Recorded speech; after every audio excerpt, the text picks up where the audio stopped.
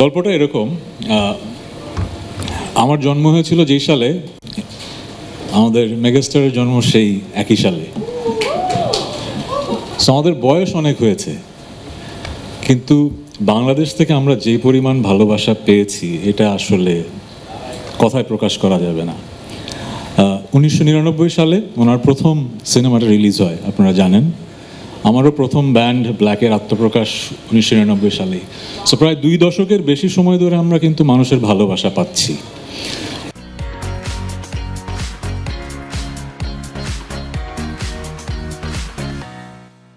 এটা যে কত বড় একটা ব্লেসিং এটা আমরা বুঝি, কারণ মিডিয়াতে, এন্টারটেইনমেন্ট ইন্ডাস্ট্রিতে বছরের পর বছর মানুষের ভালোবাসা পাওয়া এটা খুব রেয়ার একটা ব্যাপার।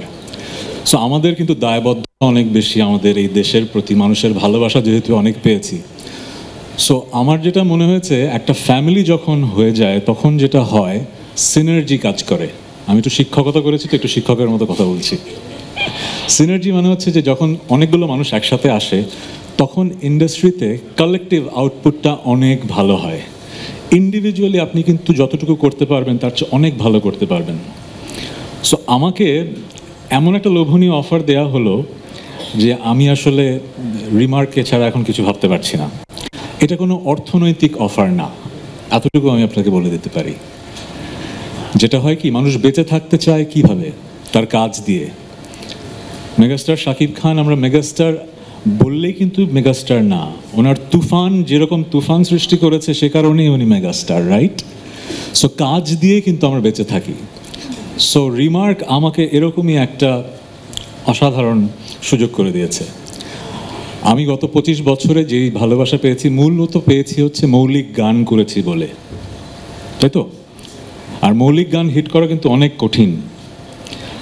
আমরা কিন্তু রিমেক করে তাড়াতাড়ি হিট হয়ে যেতে পারি, কিন্তু মৌলিক গান হিট করার কাজটা সবচেয়ে কঠিন। এবং সেই কাজটা 25 বছর আগেও ভাগ্যক্রমে আমি পেরেছি। এবছরও তো রঙে রঙে রঙিন হবো, হয়তো এবছরের সবচেয়ে আপনাদের প্রিয় গান হয়ে গেছে। সো এই সুযোগটা কিন্তু পেয়েছি মানুষের ভালোবাসা পেয়েছি বলে, কিন্তু আরও ভালো কাজ করতে চাই। আপনারা যখন তুফান দেখেছেন আপনাদের মনে হয়েছে যে এটা যে কোনো ওয়ার্ল্ড স্ট্যান্ডার্ড একটা সিনেমা, মনে হয়নি?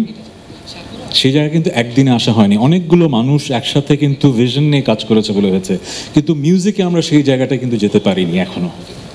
আমি অকপটে স্বীকার করব, আমরা গ্লোবাল স্ট্যান্ডার্ডে কাজ করতে পারছি না এখনো। সো আমার বিশ্বাস, আমি রিমার্কের কাছ থেকে যে প্রমিস পেয়েছি, আগামী 1 বছরে you will get to see বাংলাদেশের মিউজিককে আমরা আরও অনেক উপরের উচ্চতায় নিয়ে যাব। Thank you Shakib Khan, the mega star with a vision.